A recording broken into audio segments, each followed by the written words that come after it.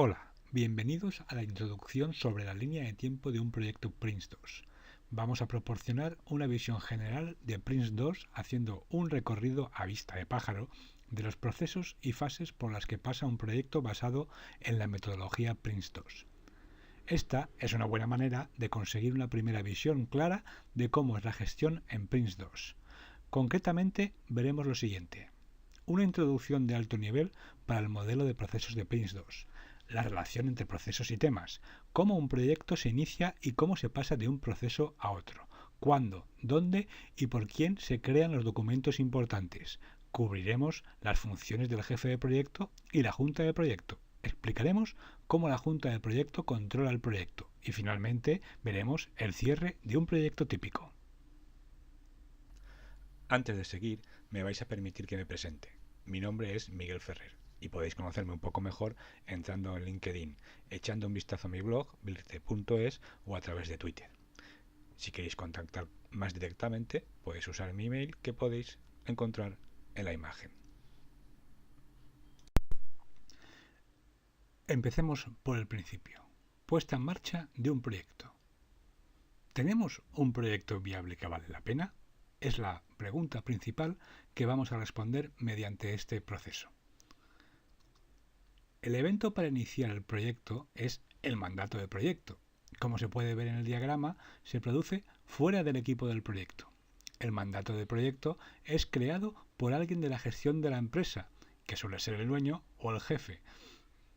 Se llama preproyecto debido a que el proyecto como tal no ha comenzado. Comprobaremos aquí si el proyecto tiene sentido para la organización. Se busca determinar si el proyecto vale la pena hacerlo, es deseable, viable y factible. Por lo tanto, se producirán aquí una serie de documentos que permitirán tomar las decisiones o la decisión de considerar seriamente el inicio real del proyecto. Este conjunto de documentos se llama resumen o expediente del proyecto. Es decir, tendremos una explicación y justificación por lo cual tiene sentido realizar el proyecto desde el punto de vista del negocio. ¿Por qué lo vamos a hacer? También habrá que decir qué vamos a hacer, lo que se traduce en lenguaje Prince a la descripción del producto del proyecto. Y empezaremos a concretar lo que tenemos que ir haciendo en lo que se determina el plan de fase de inicio. Así, el proceso de la puesta en marcha ofrece la información para iniciar el proyecto y la junta de proyecto determinará si vamos adelante con el mismo o no vale la pena seguir. Si autorizan, pasaremos al siguiente proceso y empezaremos realmente con el proyecto. La primera decisión de la junta del proyecto es considerar si se debe permitir la fase de inicio del proyecto. El proceso de puesta en marcha del proyecto suele ser más corto que el resto de las fases. En este ejemplo, el proyecto es de aproximadamente 8 meses de duración. Un tiempo promedio para la puesta en marcha estaría bien en una semana. El propósito del proceso de inicio de proyecto es establecer bases sólidas para el proyecto, permitiendo a la organización comprender el trabajo que se debe realizar para entregar los productos del proyecto, antes de comprometerse a un gasto considerable. Todas las partes deben tener claridad sobre aquello que el proyecto busca lograr, por qué se necesita, cómo se ha de lograr el resultado final y cuáles son sus responsabilidades. Así podremos entender si el proyecto está o no lo suficientemente alineado con los objetivos corporativos. Sin una definición firme, la junta de proyecto estaría haciendo un salto al vacío. El objetivo del proceso de inicio del proyecto es asegurar que haya comprensión común sobre las razones para realizar el proyecto, los beneficios esperados y los riesgos asociados, el alcance de lo que se debe hacer y los productos a entregar, cómo y cuándo se entregarán los productos del proyecto y a qué coste, quién participará en la toma de las decisiones del proyecto, cómo se alcanzará la calidad requerida, cómo se establecerán y controlarán las versiones baseline, cómo se identificarán, evaluarán y controlarán los riesgos, las cuestiones y los cambios, cómo se supervisará y controlará el progreso, quién necesita información, en qué formato y en qué momento. Y por último, cómo se adapta el método de gestión corporativa o del proyecto para adecuarse a este. Para recoger todo esto que hemos comentado, se trabajarán y crearán los siguientes documentos. 4 documentos de estrategia, donde se establecen la estrategia de riesgos, la estrategia de comunicación, la estrategia de calidad y la estrategia de configuración. El documento Business Case definitivo, que es responsabilidad del ejecutivo. El plan de proyecto, que explica la división en fases, las descripciones de productos, que explican lo que vamos a ir haciendo, y los controles del proyecto, que describen cómo se controla el mismo, los roles y responsabilidades, definiendo la estructura del proyecto del equipo de gestión. La fase de inicio es donde la mayoría de las actividades de iniciación de un proyecto se realizan. Es más larga que el proceso de puesta en marcha del proyecto y por lo general no es tan larga como una fase de creación de productos o entregables. Claro que esto depende del tipo de proyecto. Por lo general podemos establecer que la etapa de inicio es 4 veces la de la puesta en marcha. La junta de proyecto, ahora, verificando y estudiando la documentación aportada, debe proceder a autorizar que comience el proyecto. Y por lo tanto implica que autoriza el comienzo de la primera fase.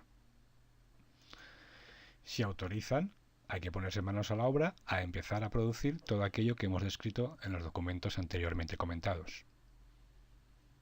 Si no autorizan, querrá decir que la Junta de Proyecto ha determinado que no es un proyecto viable, pero esta decisión habrá sido tomada en base a información concreta y clara que les lleva a esa conclusión.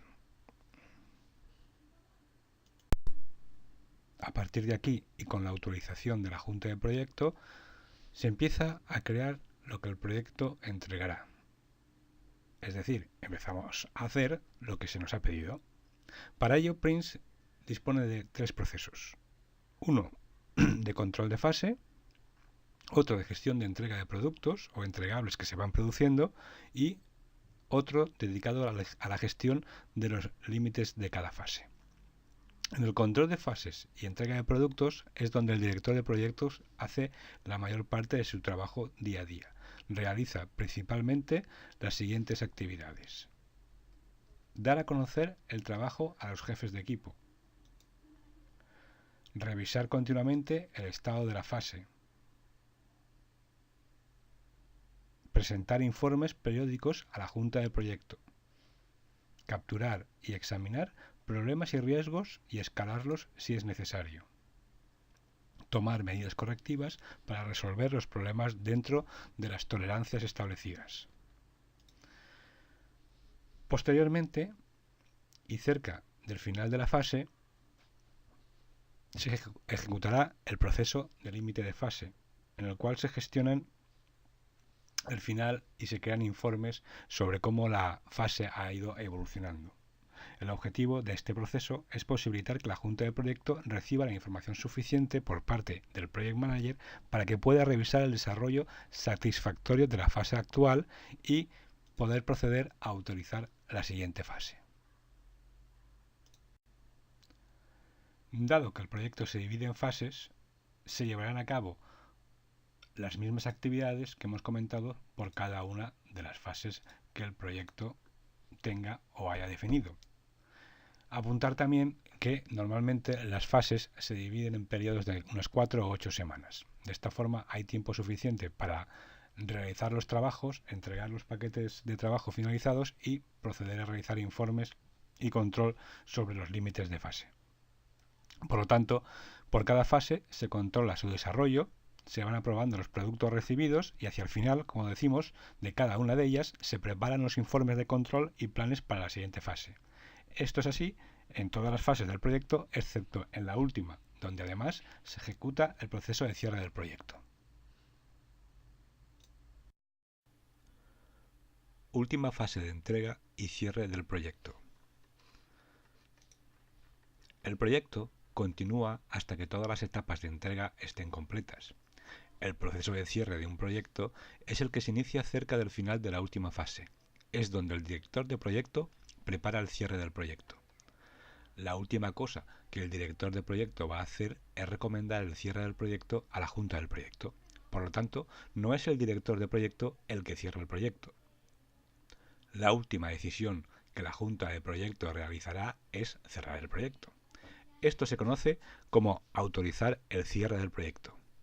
Antes de tomar esta decisión, realizarán las siguientes actividades. Revisar los documentos base desde el expediente del proyecto con los documentos actuales para ver cómo se ha comportado el proyecto en comparación con los objetivos originales. Asegurar que los productos han sido aceptados y firmados. Consultar el informe de lecciones aprendidas y entregarlos para que puedan ser utilizados en proyectos futuros. Por último, revisará el plan de beneficios y comparará dichos beneficios esperados con los obtenidos hasta el momento. Este último punto solo aplicará si esperábamos obtener beneficios antes del cierre del proyecto. Para finalizar, podéis ver el resumen de todo lo que hemos ido comentando. Tenemos pues la división en las diferentes fases en las que se divide un proyecto Prince2, las decisiones que debe tomar la junta de proyecto para autorizar y ejercer control real sobre el mismo, y cómo los diferentes procesos se van ejecutando en cada fase.